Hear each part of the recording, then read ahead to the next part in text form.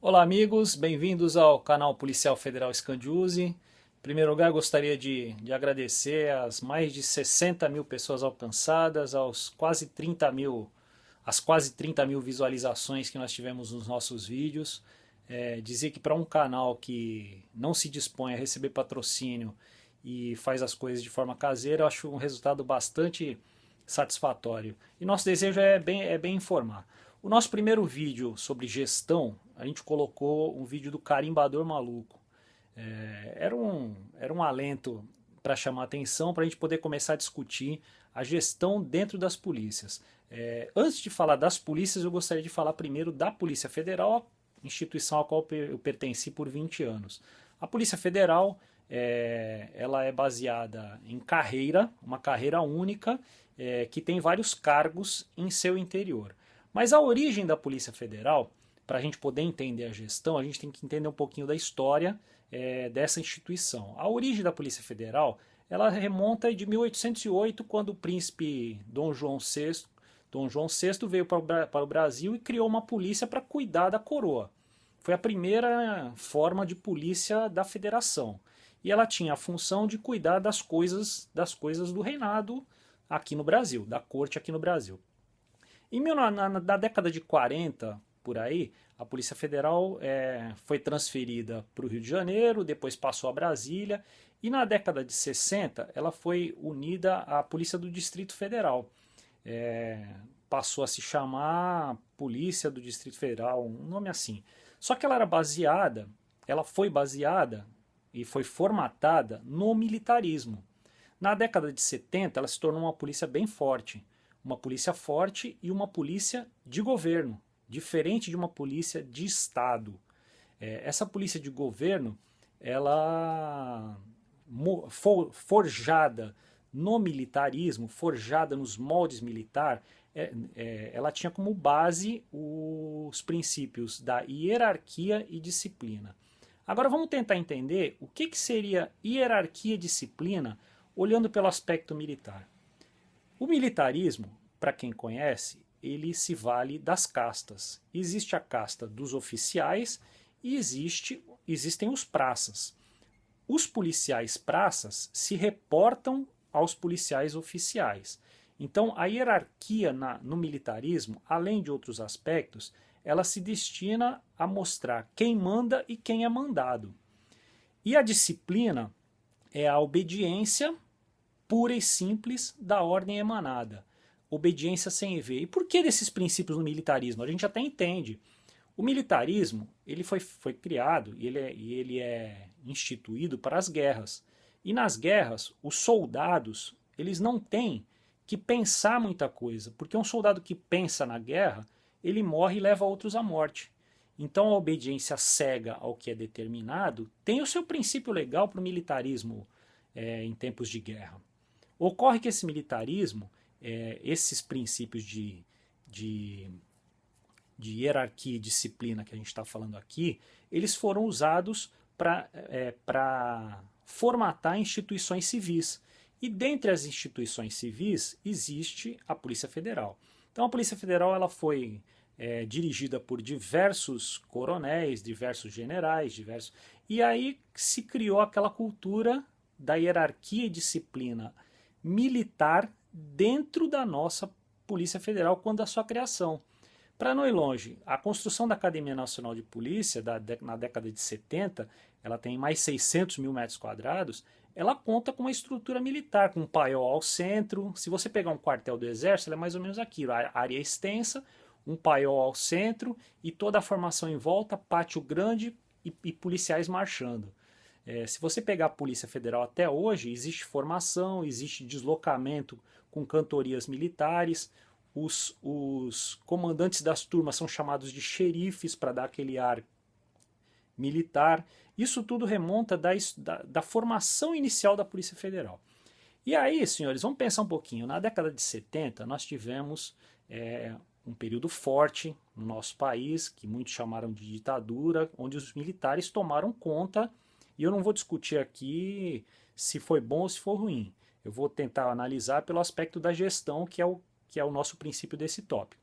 Sobre o aspecto da gestão, os militares naquela época, eles eram uma polícia que era forte. Então a Polícia Federal era uma polícia forte. Os delegados que comandavam a Polícia Federal, à época, tinham poder de custódia preventiva, que hoje equivaleria mais ou menos à prisão provisória, essa que a gente vê todos os dias nas operações. Eles tinham direito ao mandado de busca na casa das pessoas, que hoje é assinado por um procurador e por um juiz. A ordem emanada pelo juiz, em 1970, era emanada pelo delegado. E aí começaram a ocorrer os abusos. A polícia tinha poder e força. Poder de emanar as ordens, de dar as ordens, e força para cumpri-las. Esse poder e força gerou uma série de abusos que a gente tem conhecimento na história, e por conta disso, quando da Constituição de 88, vocês vão lembrar, fica bem claro nas notas taquigráficas, para quem se deu ao trabalho de ler, que eles instituíram a Polícia Federal numa carreira com vários cargos e tiraram das polícias esses poderes, mantendo a força. Então, a ideia da Constituição de 88 foi retirar da polícia o poder, manter a força e transferir o poder decisório para o juiz que queria julgar sob a supervisão do Ministério Público. Então, o Ministério Público acabou crescendo na Constituição de 88 e a polícia, no caso os delegados de polícia, perderam esse poder e mantiveram a força. Então a gente pode dizer que hoje o poder decisório, o poder está nas mãos do MP que diz ao juiz e no juiz que decide. E a força está com a polícia que cumpre essas determinações. Pois bem, a partir da Constituição de 88, as coisas começaram a tomar um outro rumo sobre essa ótica no nosso país, sobre a ótica da gestão, inclusive. Em 1996, a gente não pode esquecer, a Polícia Federal teve uma lei 9266 que tornou todos os cargos da Polícia Federal de nível superior. E o que aconteceu com isso? Quando a gente transforma os cargos todos em nível superior, acontece um fenômeno diferente. Vocês lembram quando da criação da Polícia Federal existiam as castas com base no militarismo, entre oficiais e praças? No caso da Polícia Federal, entre delegados e agentes, escrivães e papiloscopistas, que são os agentes federais. Depois, com a nova lei 9266 de 96, o que passou a acontecer? A Polícia Federal ela começou a ter os seus quadros todos de nível superior. E aí aconteceu uma coisa, um fenômeno que eu acompanhei bem de perto na academia, de dar aula lá de 2005 a 2014, que foi um crescimento cultural da categoria EPA, da categoria agentes, escrivães e papiloscopista. O nível cultural, que era bem diferente à época de 1970, ele se igualou muito.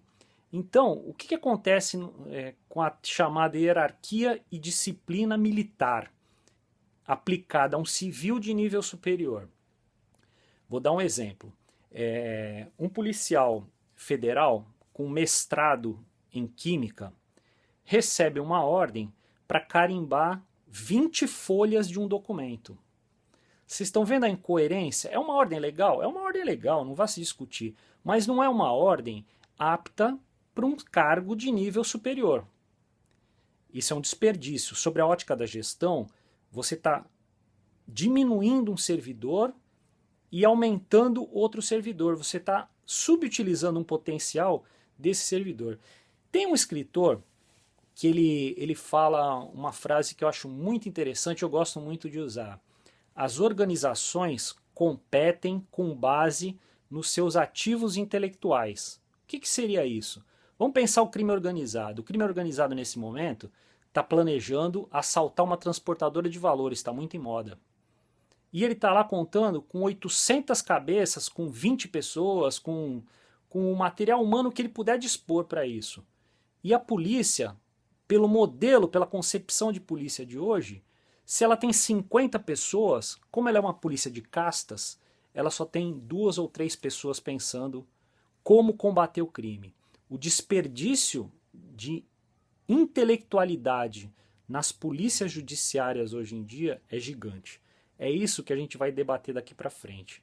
A gestão, a boa gestão, a gestão não é de recursos humanos. Não é empregar um número para lá e para cá, e sim utilizar esse servidor que está disponível, apto, preparado para bem e para as melhores funções dentro do que ele pode oferecer. As organizações competem com base nos seus ativos intelectuais. Lembre dessa frase para os próximos vídeos que a gente vai discutir. Grande abraço e fiquem com Deus.